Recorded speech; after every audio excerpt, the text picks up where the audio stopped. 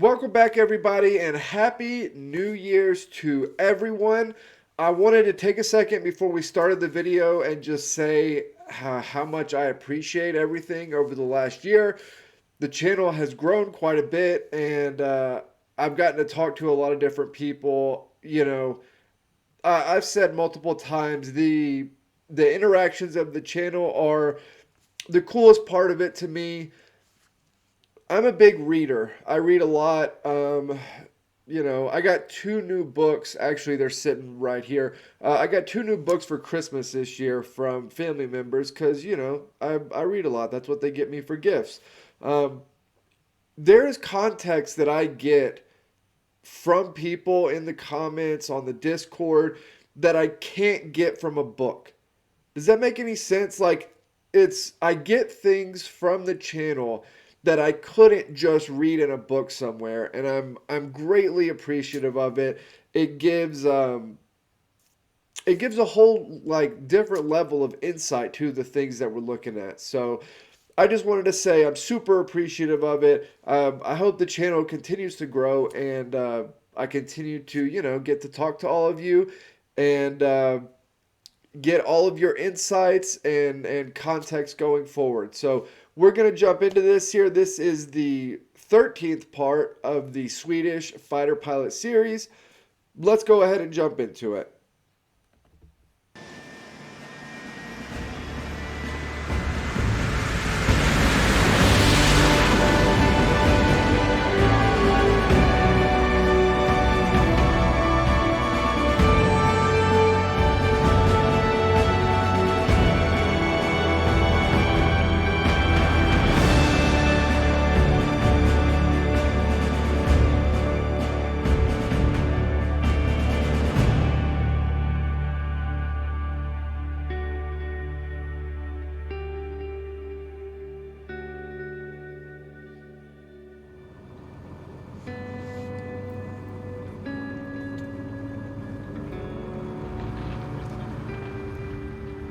Idag så har vi en grupp av 4 JAS som kommer att lufttanka med en C-130 Hercules. Lufttankningen handlar mycket om stort fokus och precision. Det handlar om små marginaler, och misslyckas man helt och tiden rinner ut så kan det påverka uppdraget rätt så enormt. Första gången.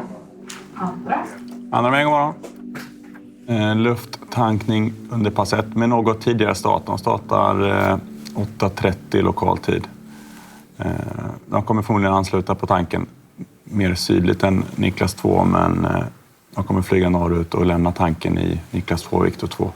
Prognosen till 9Z, torrt och fint. Lufttankning är ju ett moment som är ganska så stressande för en pilot. Det är svårt att lufttanka. Stressen innan piloten ska starta och ge sig iväg och ens gå ut genom dörren från divisionen är ganska hög. För att kunna göra det här Yeah, so for some reason, I'm able to conceptualize the logistics of ground forces way better than I am with air forces. There's some sort of level of complexity to it that when I don't know, it just seems more dangerous, harder to do. It's just sort of harder to wrap my head around. Maybe it's because we do everything on the ground. So the idea of like these trains have to go to a certain spot, or these trucks have to do this, or, you know, like there would be a lot for a conflict.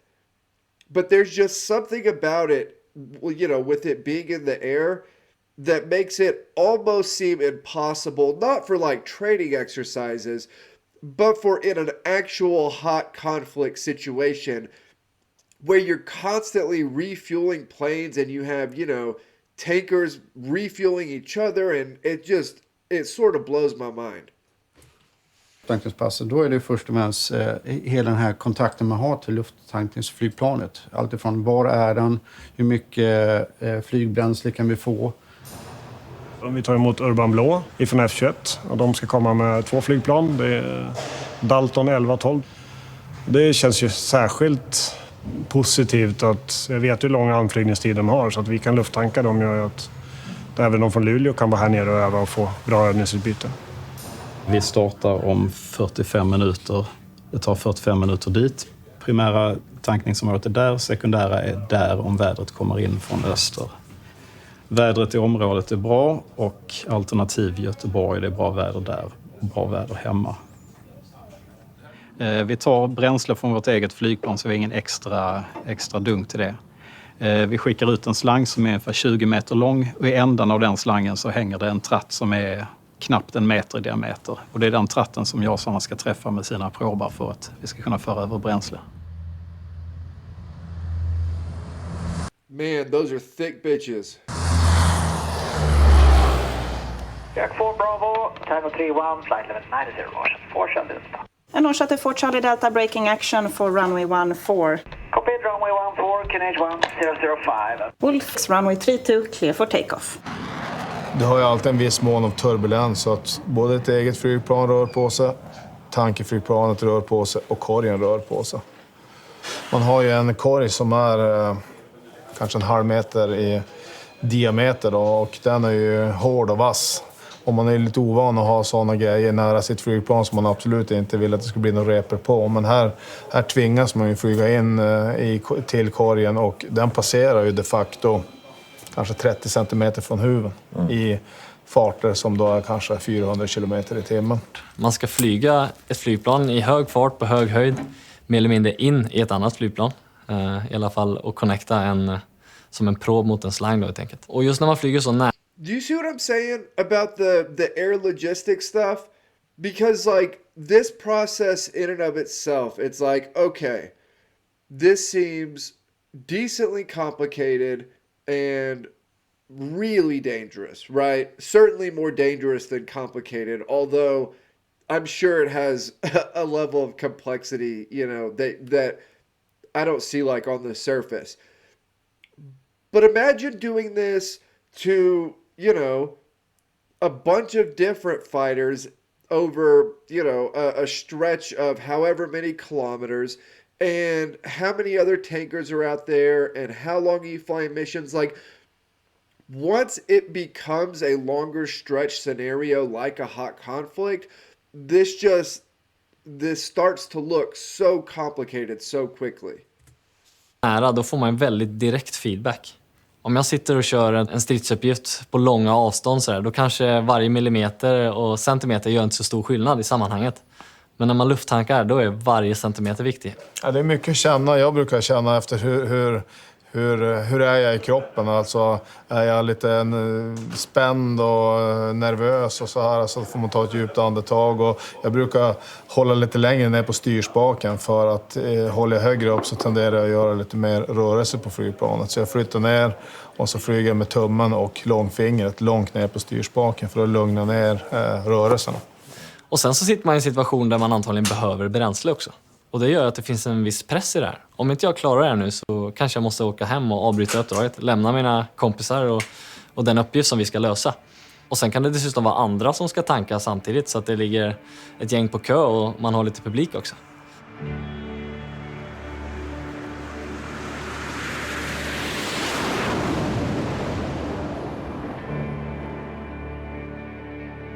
Man lägger ju 4 flygplan nära ett stort tankeflygplan och så har du 2 slangar som hänger ut. Sen är det en grym känsla. Det är ju för att en stridspilot har ju alltid lite för lite bränsle. Man vill ju ha lite mer bränsle. Så ofta när man är ute och flyger så sen hittar man en tank någonstans och så sen lyckas man lufttanka och så har man fullt i tanken. Det är ungefär som att ha en full vedboda hemma på gården. Då känner man sig rik.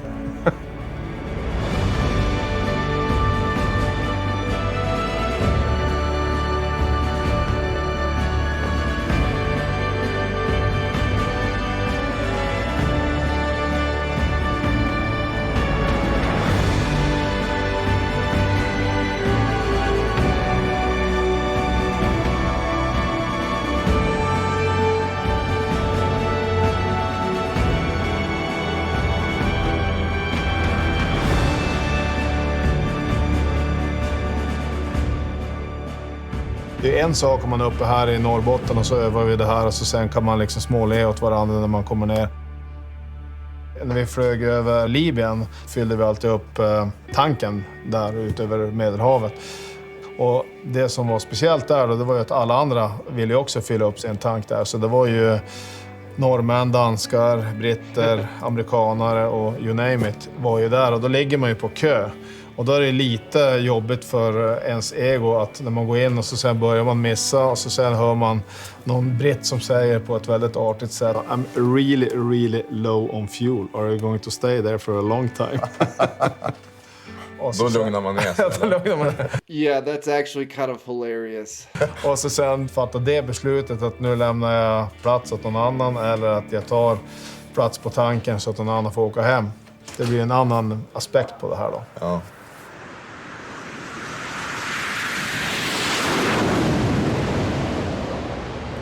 Man, again, that's just if anybody has, I know there are a lot of military people on here on the channel. Have y'all ever seen this happen? Has anybody ever watched an air refueling happen? Or been, you know, sleeping in the back of a cargo plane or something? I'm curious really how often this is done, just kind of in well, I can't really say general operations because most places don't have general operations.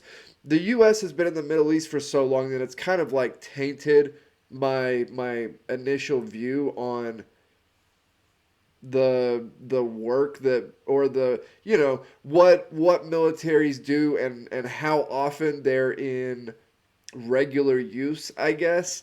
But I'm just curious if anybody has seen this before. I've seen a couple of different videos on it, but I cannot imagine how nervous I would be even just watching it happen. Imagine you're standing in the cockpit of a plane and you're looking out watching this thing come up. Like, just what a wild, nervous feeling that would be. So that was part 13 of the Swedish Fighter Pilot series. I've got a couple other videos I'm working on, and I should have them out soon. Be on the lookout. 30 Years War, and there's something else. And I think somebody sent me another Sabaton video, which I haven't done a Sabaton video in forever. But yeah, a couple different things I'm working on. So as always, like, comment, subscribe. Help me keep building over here, and I'll see you all next time.